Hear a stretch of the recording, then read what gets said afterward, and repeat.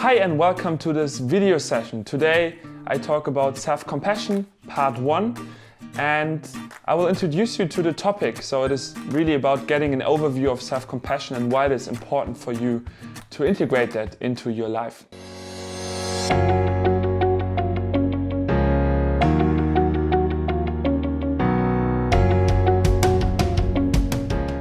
What is self-compassion actually? Why should I bother about it? So self-compassion is a term that was introduced by Kirsten Neff, which is basically the action to be kind to yourself, to be compassionate with and for yourself. And what is often in our way is actually the self-criticism, the negative voice. This voice has a purpose, right? It activates our reptile brain, the oldest part of the human brain, which then goes into a freeze, flight, fight mechanism. And in that mechanism, we create cortisol, which creates stress, right? We are alert for the danger. But this state is, especially when it's on the long run, it is quite unhealthy and it prevents us of achieving the things that we would like to achieve because we're always in a protective state, right?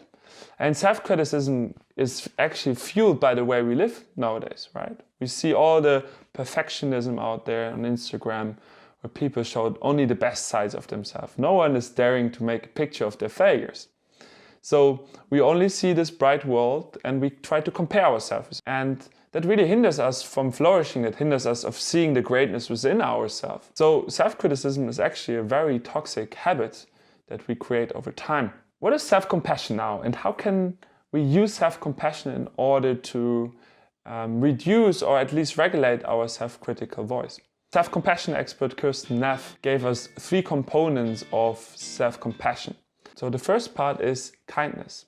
And kindness is a very powerful tool that we can use against self-criticism. So in a situation where I'm very critical towards myself, I can rationalize this thought and evaluate, would I say the same to the best friend of mine? How would I react then differently? Probably more kind, more supportive. So why can't I apply the same logic towards myself? The second one is called common humanity. And common humanity means that I realize that I'm not the only one who suffers, that I'm not the only jerk who's always criticizing myself. No, it's human to be imperfect and it's human to compare and to try to be the best, right? So being aware of these flaws and accepting them and accepting that I'm not the only one with those flaws can be very healing. And that supports me in being more self-compassionate. The third one is mindfulness. And mindfulness simply means becoming aware that I struggle, becoming aware that I suffer. And we often run around life blindly. We don't see why we suffer. We don't see that we are actually the cause for our suffering because we always criticize our behaviors and actions and you shouldn't have done that, you shouldn't have said that. And by that we create a cycle of making ourselves smaller than we actually are. And these are the 3 main components of self-compassion. So becoming aware of those and practicing them in a day-to-day situation can already really help us to create a safe environment where we can become more self-compassionate.